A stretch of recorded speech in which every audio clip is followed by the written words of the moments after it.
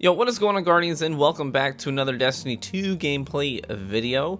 This week at Bungie just released last night, and it's making a bit of a stir, quite a buzz. People are really interested, and for good reason. So I figured I'd break down the TWAB. So it's a TWAB breakdown. So we'll just abbreviate it TWABB. That's what it is from now on. It's a TWABB, and if you like this TWABB, maybe we'll do future TWABBs. But anyways, I wanted to hit some of the highlights of this this update that's coming, and kind of talk about my thoughts on them. Where I stand, is this promising? Is this enough to make players come back? So here we go. A couple of key dates that are here in the roadmap they released. They released just a little roadmap that shows dates in the future. By the way, if you hear background noise, I'm recording this while my kids are watching TV, so there could be some if you hear, you know, yelling or screaming or kicking or biting. Yeah, so it's perfectly normal. It's just another day in my house. So I don't typically work on Fridays, so I just figured I'd record this commentary right quick. And the kiddos may be in the background, so excuse them. So anyways, they released a roadmap that shows dates when updates are coming out. One of those dates is a February 27th date, and it's mainly just quality of life updates for the strikes and some social features.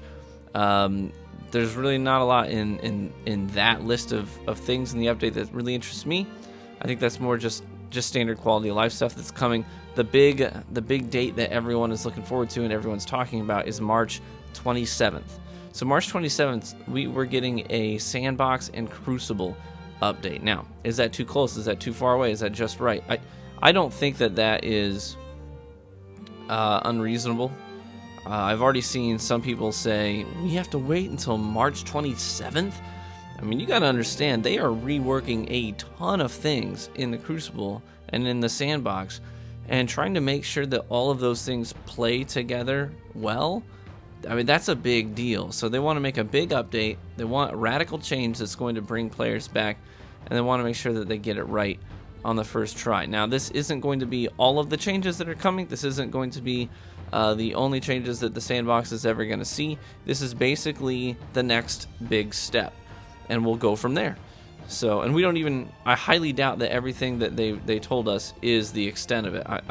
There's probably more that's coming on March 27th that isn't in this update, because there's a lot of time in between now and then for them to tweak things, add things, fine-tune things that we're going to see later on as we get closer to March 27th. But there's a few things in this list. They said Sandbox changes, weapon and ability Sandbox changes.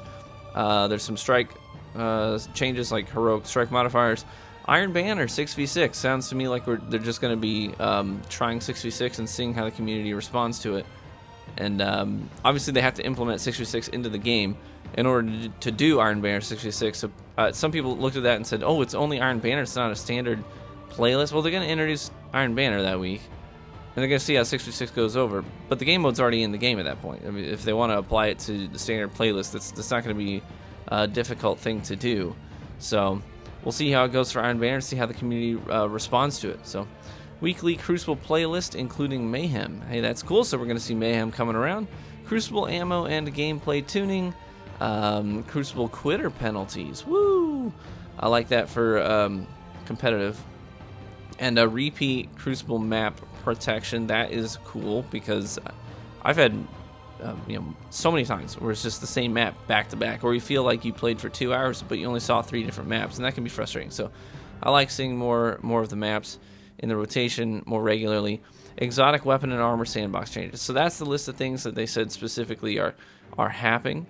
And then in the This Week at Bungie, they broke down some things via Josh Hamrick, who, as you well know, is there on the Crucible team and heads up a lot of stuff there. So he talked in detail about some of the specific changes that are coming.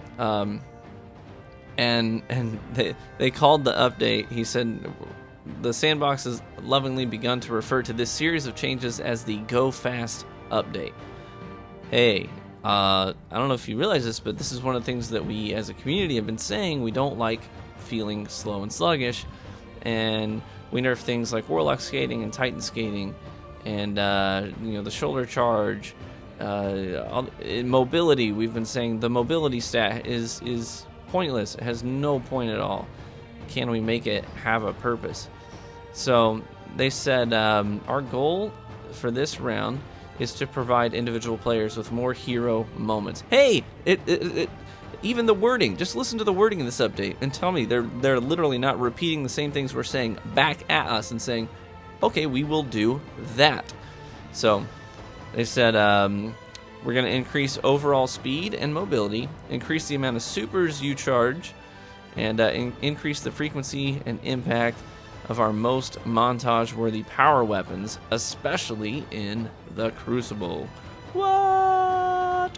So they did bullet points. They said, so here's what we're doing. All 3 glides plus catapult and strafe lift have been retuned and buffed to make them more unique and faster. What? So glide plus catapult and strafe. So warlocks and titans, congratulations. Your jump abilities are going to make you go faster. What? The mobility stat has had its range expanded and been completely retuned as well. In short, everyone gets faster, and the high end is higher. And then this is big. The player's ground speed cap has been increased, allowing for faster total movement speed. So you can tune yourself specifically for mobility and be the fastest person on the battlefield if that's how you want to play. I see a lot of potential hunter builds here that could be really, really useful in the Crucible. Arc Strider, Sentinel, and Striker are all faster when they're in their supers. Cool. Arc Strider as a whole, they said, is performing okay in PvP, but mostly due to its neutral game perks. So we've made the following changes in an effort to get the super to be more competitive.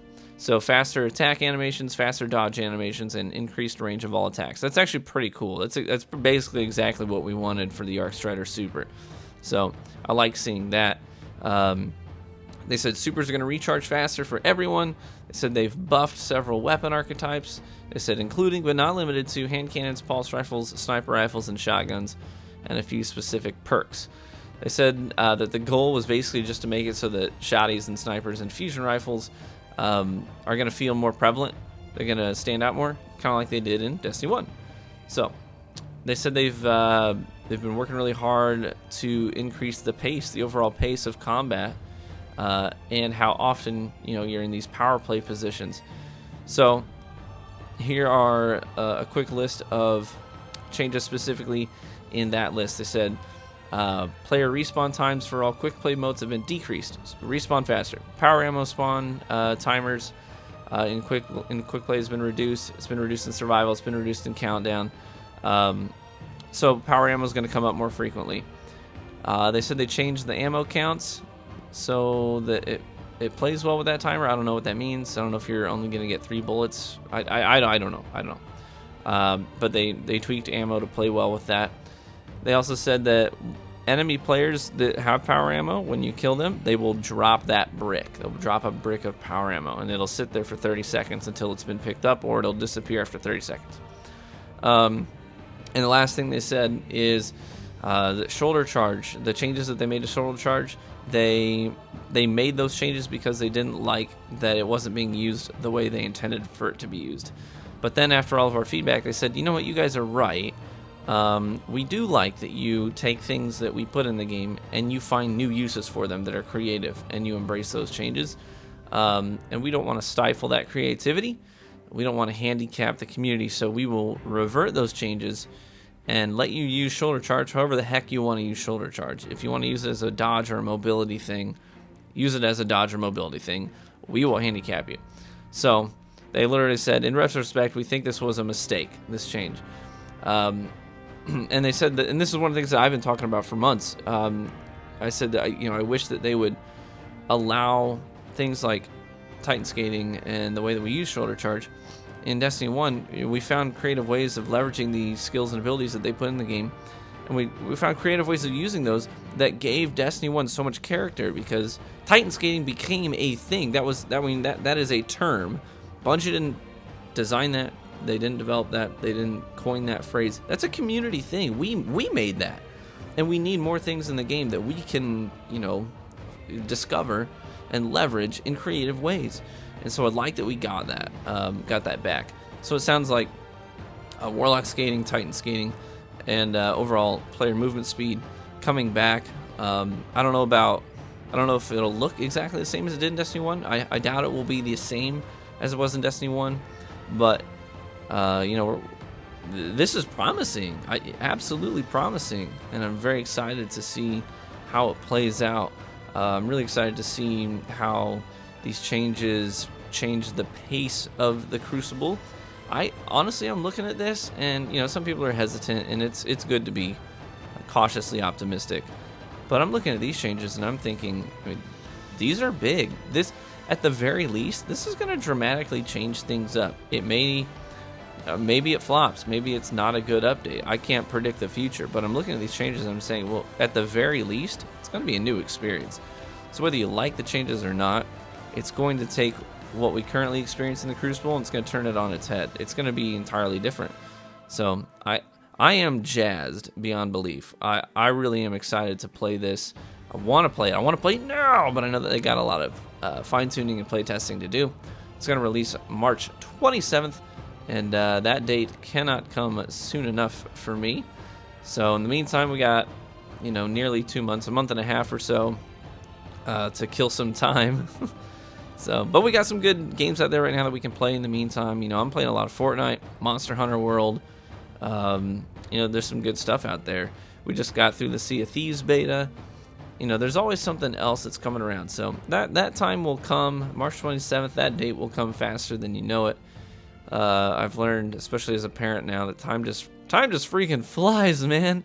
So can't wait till that date to come here. Let me know in the comment section what you're looking forward to the most in this list of changes. What are you most excited about? What are you hopeful for? Do you think this is going to really change things up?